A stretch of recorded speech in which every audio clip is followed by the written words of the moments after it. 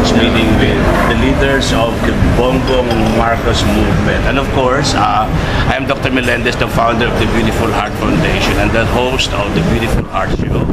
We will be discussing important events, forthcoming events, especially in relation to medical missions. And I would like each one of them to introduce themselves one by one. Sir, first. I am Don Antonio Villanueva, the CCW Executive Secretary, Chief Finance Officer.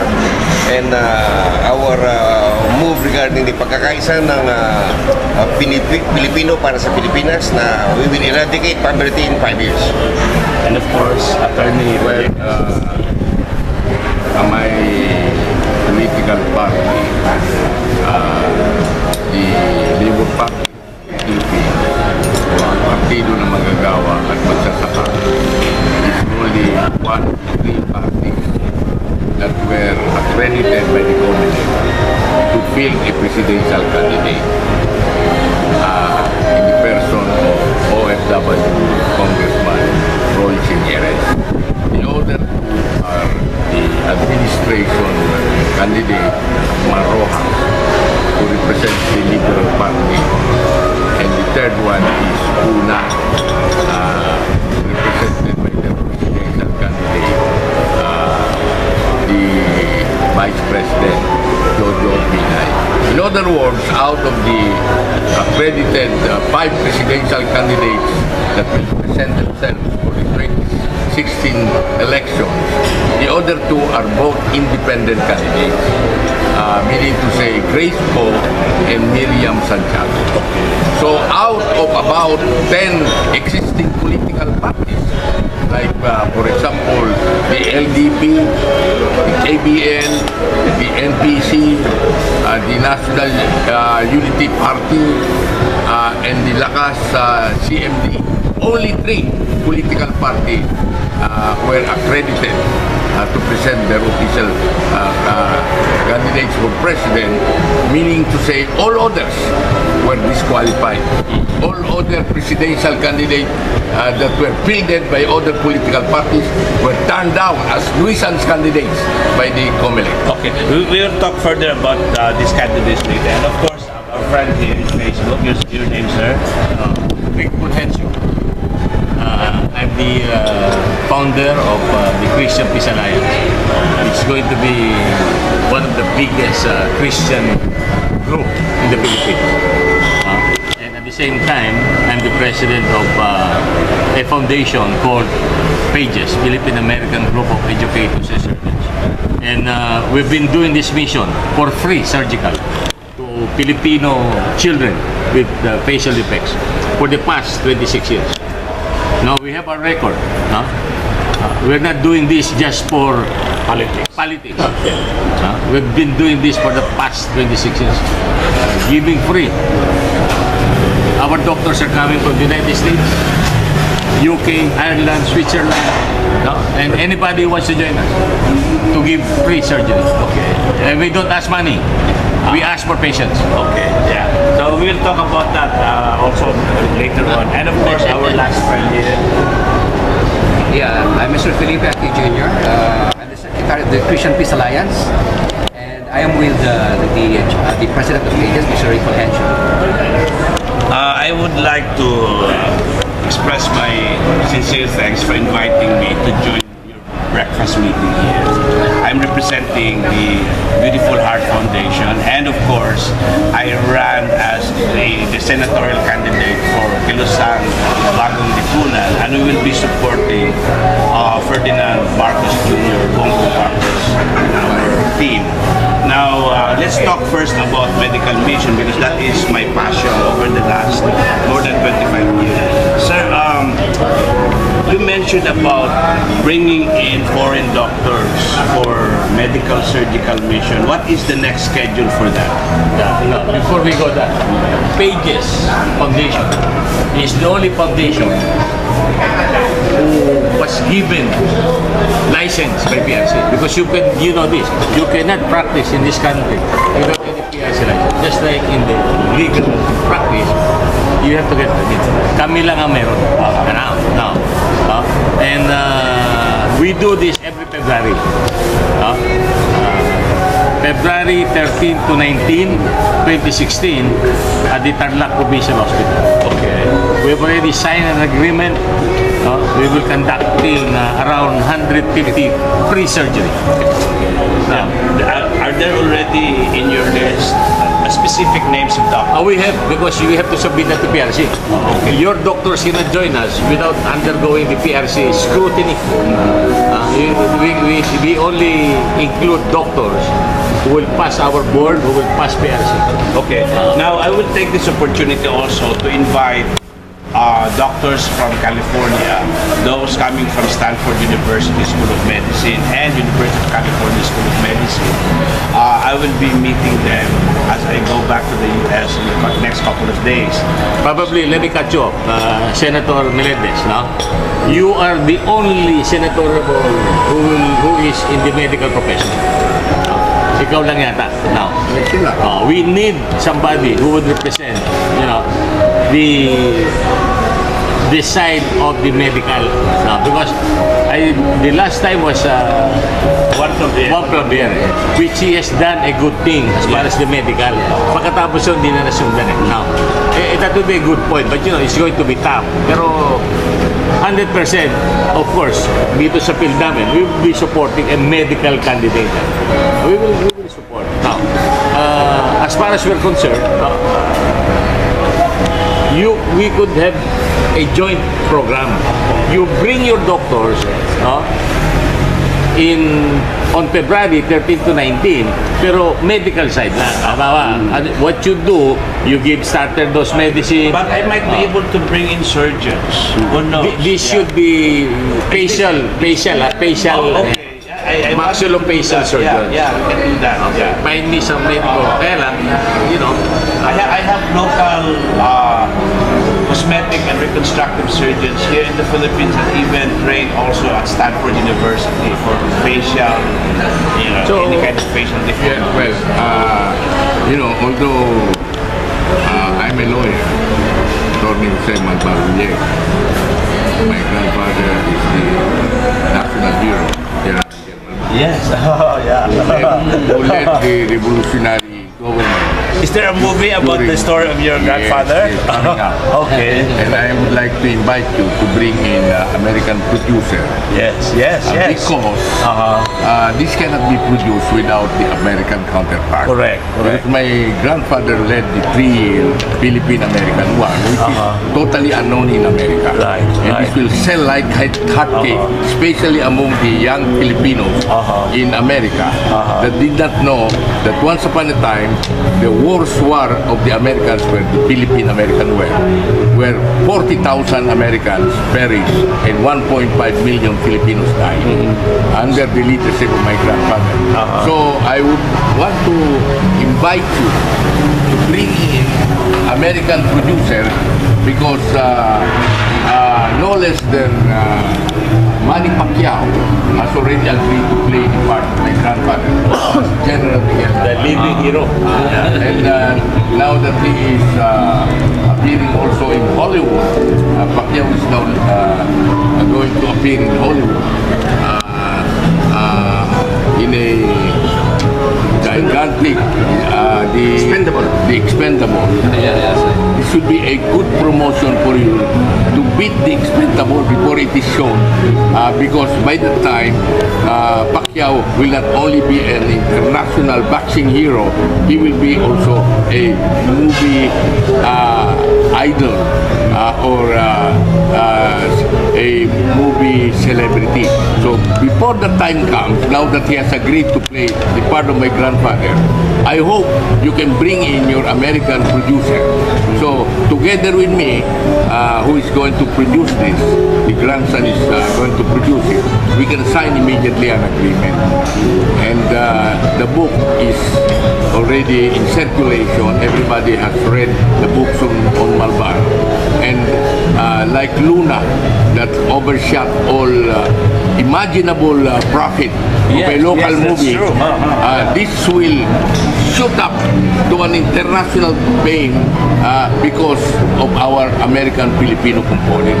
Well, You sir, cannot do a movie on Malbar without the Americans. Correct. Because there were 6 American generals, including the father of General MacArthur, who were assigned to fight Malbar. See? So how can you do a movie without the Americans here? And without Hollywood involved in it. You know, there was a time when they came here, talked to me, Antonio Banderas group, but I could not afford their, price because Banderas was asking $2 million, immediately $2 million as a down payment. What I would like you to do is to get a actor-producer who will co-produce this with me, or a producer who will produce it with me, because Pacquiao is ready to put in his money also. so the presumption here is Manny Pacquiao is also a producer. Yes. Okay. With your counterpart as the American producer. Do you have A counterpart, peso by peso, Pacquiao has all the money. Well, Manny Pacquiao is also a good friend, and also the wife, Jinky. We used to communicate by text, and I met Manny Pacquiao the first time when he ran in Congress in 2007 in General Santos City. And historically, I've been helping the Pacquiao families when they were still very poor in General Santos City. In fact, Mami Junisha was one of my recipients in the medical mission in 1998 in Barangay Alanton, Apupong in General Santos City. So they cannot deny this. Jinky Pacquiao, I met her in 2011 and we've been texting. So probably we can The really... beauty here is you will meet the former husband of Jinky's sister. I also met her together with Jinky. I met her in General Santos in July, sometime July or first week of July Rene 2011. Imperial, who is the partner of Don Anton, was a movie idol during his time. Well-known, star, action star in the past. Now, sir, regarding the production cost, do you have an estimate how much? Well, it can easily be produced at 100 million. US dollars? No, Oh, pesos. Okay. Only, even you can finance that even tomorrow. Because Luna was only financed for 80 million. Malbar can be financed with 100 million. With all the computers and But do you have what have any you. idea, like, sino na kung napupusuan ninyo magiging actor at The entire the director is the brother-in-law Pacquiao, Rene Imperial. Okay. Who's a well-known actor-director. And the other movie actresses and actors is easily to What about assemble. time frame mo? Kailan nyo gustong ma-launch yung... Election para manalo kayo. Okay. Para manalo kayo ni Pacquiao. My God, it should be showing by February or March because everything is there. The script is ready. Everything is ready. It's only to schedule the day of the actual filming. I will try to collaborate with our own local film academy here, and I've been interacting with this group the last couple of months because we also have some lineup films like Veterano for one. We would like to highlight, the true story of the Filipino World War II veterans. Yes.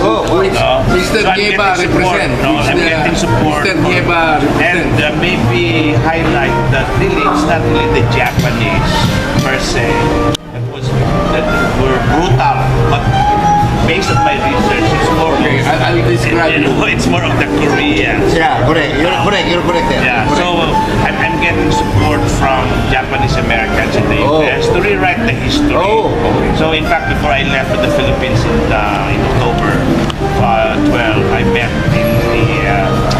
a local filmmaker in Hollywood that would also like to highlight, yeah, the true story of the American, the Japanese Americans during that time. Okay. That they were also harassed, or they were prisoners of war in the U.S. soil. We know that. Yeah, so this is No, this is very good because the story about my grandfather is a trilogy. It's his story because he was a co-founder of the Katipunan. Then it goes towards the World War II, where my cousin, another grandson like me, was a World War II. Yeah. World War II, who killed 200 Japanese by himself. Well, he's the grandson of Malbar. And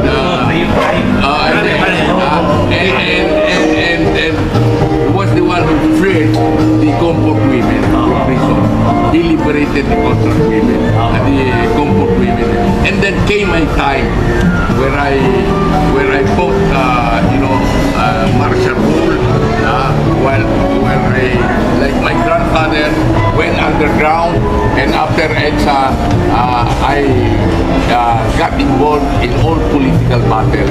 And Ramos became president because of me, because he used my party to launch his road towards the presidency. All of that you can see in one movie, the Malbar movie and the Malbar clan, including the World War hero Malbar and the modern time hero Jose Malbar Villegas. This is our plan actually. Since I'm a part producer host of the Beautiful Heart show in KMBT 15 Silicon Valley Community Media, we will be producing stories of Filipino heroes, and later on we will make that as a TV series in the US, shown in different community channels all over the US, because in the United States we are the third emerging and enlarging ethnic community. So the younger generation need to know the history of the Philippines through this TV series. Yeah, if you want a TV series, it's the series of Malbar family, because my grandfather started with Boniface, the 1896 revolution, and finished it as the last general decorator. Yeah. Then during the war, one of the grandsons became the most noted World War hero, equivalent to Audi Marmi. Wow. Antonio Malbar was the man that killed the most number of Japanese, like Audi Morphy, single-handedly. And I was the one who, in my youth, at 18 years old, kicked out all the American Jesuit priests from the leadership of the Ateneo when I became president of the Ateneo Student Council. What is your American sentiment now? My American sentiment, I'll tell you, is very good. Why? My grandfather, you can see this story, surrendered to General Bell, who was the head of the expeditionary forces. And one of the senior aides of General Bell was a certain Captain Jesse Pascal, who, after the war, stayed in the Philippines and got married with a Bicolana. Jesse Pascal is the grandfather of my wife. So you can see Malbar surrendered to the Americans. I surrendered to an American lady, while Malbar has been able to free himself from colonial rule. I'm still under colonial rule and under imperialism. Every time I go home, Attorney Villegas, you will be part of the series. I mean, you can imagine that. But you know what? I have another friend. She's the wife of the grandson of the one who sold the Philippines to America, who negotiated. Remember, we were somehow bought how much? $20 million, 20 million. In the person of Mr. Pratt. $20 million. In the person of Mr. Pratt. And the grandson Dr. Pratt, a veterinarian married to a Filipina from Zamboanga. She's a good friend. We will make this really as a series, no? Yeah, but you know, in one family, there is no one family. I'll give you the story of the three brothers. My brother, you know, is the spokesman of the multinational, the #1 economist in the country, Dr. Anacleto Belleza, who founded the University of Asia and the Pacific, or the CRC, who is the economic guru of all multinational.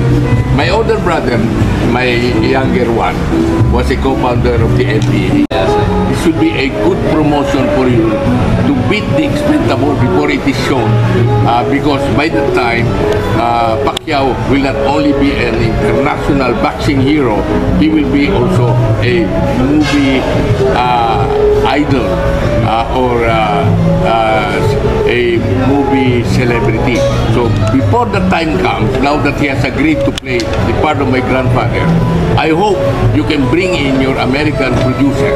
So together with me, who is going to produce this, the grandson is going to produce it, we can sign immediately an agreement. And the book is already in circulation. Everybody has read the books on Malbar. And like Luna, that overshot all imaginable profit of a local movie, this will shoot up to an international fame because of our American-Filipino component. Well, you cannot do a movie on Malbar without the Americans. Correct. Because there were 6 American generals, including the father of General MacArthur, who were assigned to fight Malbar. See? So how can you do a movie without the Americans here and without Hollywood involved in it? You know, there was a time when they came here, talked to me, Antonio Banderas group, but I could not afford their price, because Banderas was asking $2 million. Immediately $2 million as a down payment. What I would like you to do is to get. I am the president of the Labour Party, so you see the right, the left, and the center presented in just one country. I am so blessed. Where can you see that? No, I'll give you all the documents. So the one that you have heard right now will not be like a dream to you, because it's all documented. Mag-aagawan niya ng producer. My dream project. Magpag-aagawan niya na. There were several American group like you. There is that Philippine channel all over who wanted to get all the documents. But I can see that they have not actually absolved, because they are not Filipinos. You have got to be a real Filipino like you to be able to absorb all of this. No, my interest really, because my son, especially now that he is very much involved with the Filipino student group at the University of California. In fact, they have their own Filipino cultural night every year, and he is also promoting Filipino music to the Rondalia. So that is why I'm supporting this, being a Filipino myself. I'll sit with you at Astoria Plaza. I'm the president of Astoria Plaza, the Ortigas. I'll give you all these documents. He will be my partner in this production, because he's also aligned with one of the biggest producers in the country, Viva Film. Oh, okay. So I can integrate all of you. So the business plan here is to make it a film, and then from the film we can probably serialize it. Because if you see if you see the kind of movie that this can produce, it's tremendous. Because my younger brother, of course, one of the grandsons, spent 5 years in the Marcos jail, while I was the one who exposed the bribery of the Constitutional Convention of the delegates. So, now I am for Bongbong Marcos. Just imagine that I fought the Marcos administration, because I can see that this thing is worse than Marcos. Correct. So that is deployed. You know? And I think the media has to tell the story, the rewritten history. Yes. I mean, But Like from the time that we had the EDSA revolution, Yes, yes. and the younger generation were taught a different history. They were not taught that. Yeah, but they have to learn it from us who suffered during martial rule, but who is now with Bongbong Marcos. That's it. Like Nilo Tayag, who spent 11 years in jail, who is now the head of the Marcos for Vice President movement. You know, when I Bishop was- Nilo Tayag. Certainly when I was a student at the University of the Philippines in Diliman, the highest subject that I got almost flat 1 is Philippine history and institution. That's why. No, that's why I have a very strong interest in the Philippine history. That's why I want this to be produced with an American component, because if it's going to be purely a Filipino producer, there will be bias. But if the Americans are in this, they will know how to temper. Right, See? And it even involves some other countries. As I've said, during the Second World War, we were invaded by Japan. Yes. We will involve the Japanese and even the Koreans. In fairness to what I said, the brutalities were not really from the Japanese. I have good friends. I am very strongly supported by the Korean Americans. We were invaded by the Japanese, the Americans. It was never a Filipino war. It was an American war. That's why we will rewrite the history through films, because I don't know if you have some authors. And I am the council of the entire Veterans Hall, the council. Yes. And So what regarding? I'm the chairman of the Citizens Crime Watch, who has filed all the plunder cases, Sir, and who went to the Supreme Court to declare DAP and BIDAP as ako yun. Yeah. I am happy to know this information, but this is another thing. In the U.S. right now, there's also election fever of the Democrats, Republicans, and still the issue of Filipino equity, Filipino veterans equity. Yeah. Now, can you talk about the Filipino equity? Yes. Because we will still lobby with the Democrats, with the He Republicans. represents the veterans. Yeah. Definitely, one of the great Filipino guy who was a member of the kitchen cabinet of Barack Obama. Is the chief of staff of Hillary Clinton by the name of Ernesto Ramos. Right. When Hillary Clinton was defeated as presidential, they supported Obama. And that is a swing vote from Florida. Because this guy, Ernesto Ramos, when was called by Obama to repay him on what he has done for Obama. And the president, in less than 100 days, when he asked Ernesto Ramos, what do you want as a repayment for what you've done for me? Mr. President, I do not need anything from me, but please sign the Filipino World War II Act. The equity which the Filipinos in the States, the whole North America in the States receive $15,000 each, and the Filipinos locally receive Are you 9,000. talking about this popular Ernie Ramos? Yes. I would like to emulate him, and he stands for that. And he has introduced the Democratic Party of the Philippines. So we have a direct connection. If we will be supporting Hillary Clinton, that will be a great help for her in honor of Ernesto Ramos. But my concern, I'm happy with the developments of the Filipinos who served the U.S. during the Second World War. But what about the Filipino veterans who are still alive here in the Philippines? I can give you. Can you give us an update? I can give you an update because as far as the world is concerned, the U.S. government owes amounting to more than $1 trillion already with the veterans, Filipino veterans who fought in the World War II. But as I've been talking to the World War II Filipinos, that the U.S. has no money, but they have so much equipment, airplanes, heavy equipment, which they are just junking, and we can just use that as repayment. We can start a movement regarding that. Why I am so very much concerned about these Filipino veterans who served during the Second World War. I got my medical degree from the waiver of my own father, who was a guerrilla veteran. Wow. So I had my training, postgraduate training at the Veterans Memorial Medical Center, where I I was able to serve and take care of Bongbong Marcos' grandmother, Doña Josefa, for almost a year when they were out of the country. So this is really history in the right perspective. Yeah. 1986. Actually, I saw the old lady in 85. So I got out of the Veterans Memorial Medical Center in 1987. This was our surgeon department head. But with that background, I call it a divine providence. Yeah, more than the history. That's why we talk about Manny Pacquiao, how I helped the family when they were still very poor.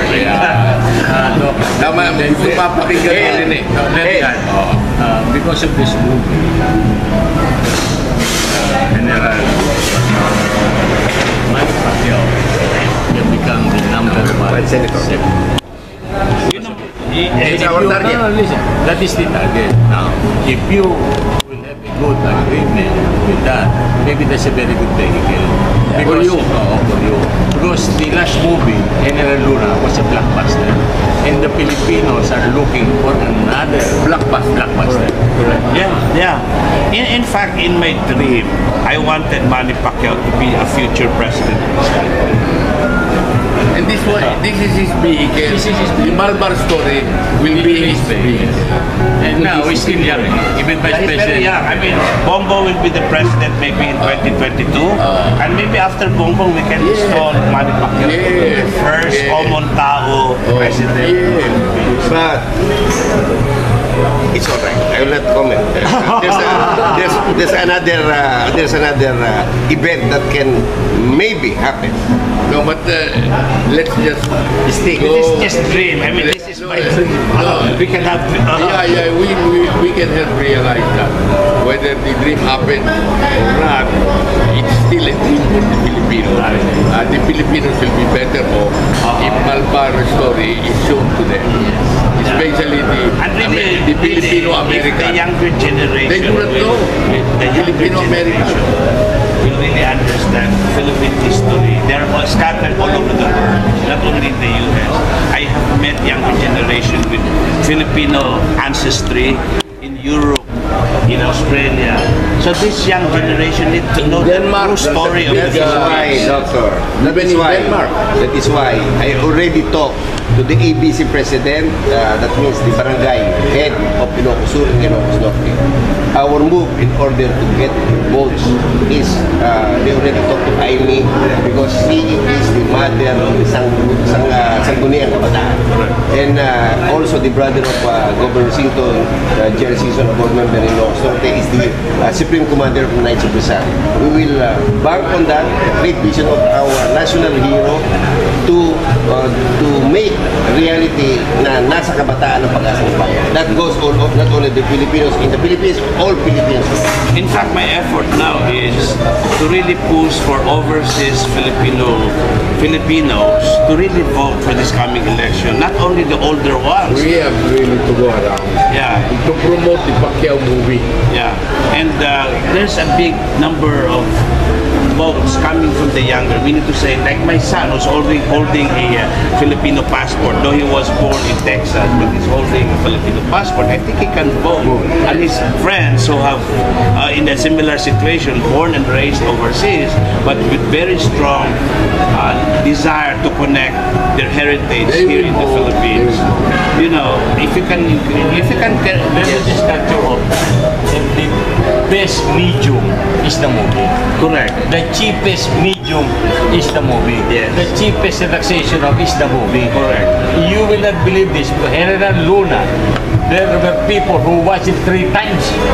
I want to watch it. I want to watch it. 3 times because they did not understand the history by watching 1 time.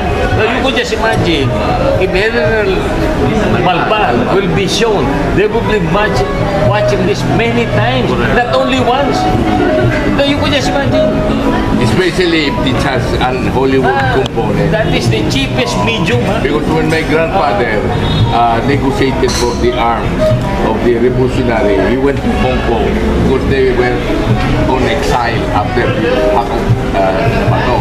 So I'm thinking of Jackie Chan to be the fellow who he negotiated for the arms in Hong Kong, and then he went to So I would Singapore. imagine this will be location shoots. And then he went to Singapore. And then he went to Singapore. And then this can be another Chinese movie You know, star. I'm surprised the budget is only 100 million pesos. Wow. I thought it's, you know, it's, $100 million. But right now, I thought 100 million pesos. pesos, no. You thought it would be $100 million. Yeah, but 100 But million. it's only 100 million pesos. Now, sir, talking about, I like your grassroots organization. Let's talk we about that. The PMM. Can you discuss that? What is the advocacy? Well, the advocacy is, I think the best guy to say about that is the founder. Oh, sir, The we president. focus now on the PMM, the advocacy of the PMM. Oh, now, what I'll give you when you meet me is the one that I organized during Cory's time when we were still friends, because I helped them in the Extra Revolution. This is the League of Barangay Councilmen of the Philippines, LBC. There are only 42,000 barangay captains, but there are 350,000 barangay Philippines. That I have organized. It is still existing. All you need is just to get it back to the fore. But last night we were talking about alternative medicine, pushing for our coconuts maybe. Plenty. We We have plenty. The Philippines, we are a plantation of different Of herbs. pure. The Philippines is the New Jerusalem. Correct. And The Philippines let's is a fountain of pure, and yet 50% according to the Philippine Mental Health Association has mental defects. 50% of our population. That's why 50% of our officials are all mentally because they were voted into a voter composed of 50% with mental defects. You can just imagine when I ran for the Senate with Ramos, Dr. Bengson, who was then Secretary of Health, who ran with me in the Senate with Ramos. I was talking about the legacy of my grandfather, but those listening did not understand. Whenever I say I'm the grandson of Malbar, they think of Malbar Street. Because there are more streets named after my grandfather. you know, I remember when I was in UP, we were doing our extension work in Rizal, as part of the course in Rizal. We were sent to Malbar, Batangas. I don't know. Name after my grandfather. Name after my grandfather.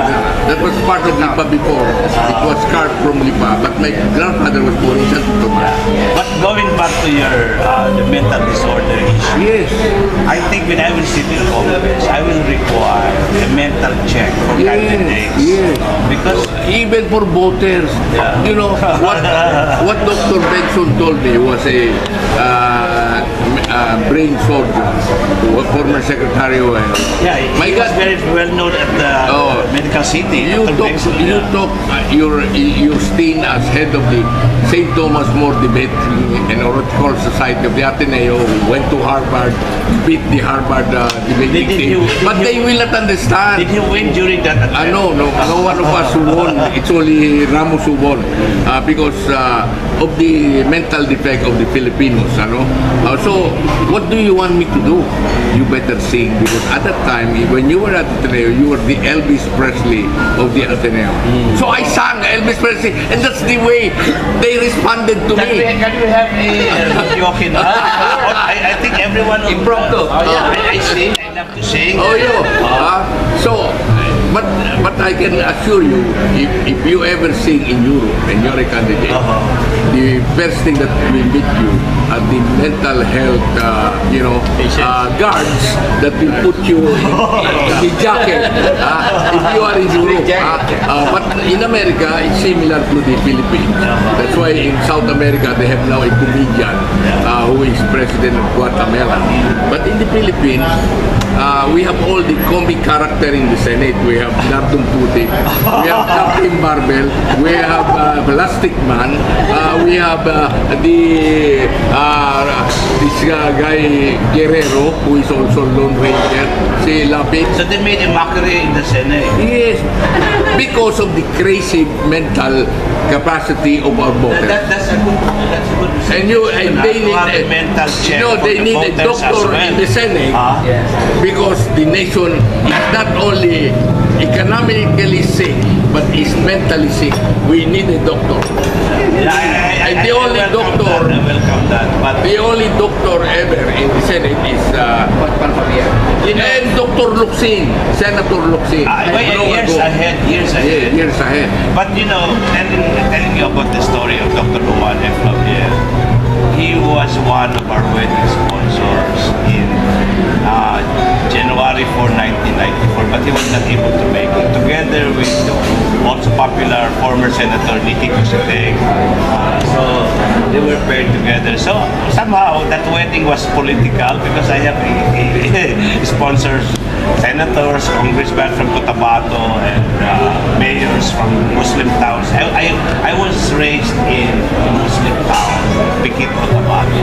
So I have very strong relationship with the Muslims. So right now they are rallying behind my candidacy.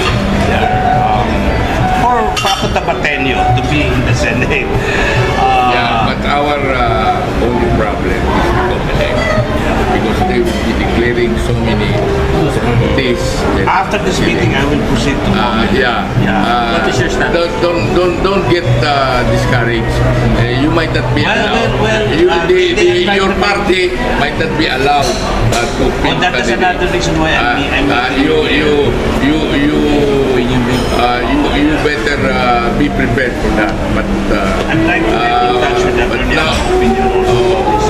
no, I don't believe that KBL will make it. I'm telling you. The whole Because of the controversy between opinion and I heard that right after the hearing last November. Because Minyora also sent an entire set of candidates, opinion sent an entire set the horse's mouth after he left. That's your problem. But never mind. Mabuti nagkakilala tayo. Kung hindi ka naman kumandidato, hindi tayo magkakilala. Never mind. Can we adapt it? Well, if I adapt him, I have 12 candidates. I do not know how it and still as in process, you still have a process. By comment to resolve that faction issue. How do you resolve that? Well, I think it's just the former First Lady should call them. This is what my take. Maybe Congresswoman Imelda Marcos has to call a meeting, or maybe Bongbong Marcos should call a meeting and make these two factions unite. After all, our goal really is. But it's too late. The hearing is going on. You have only up to December 10th. Yeah, but I was told by the Comelec insider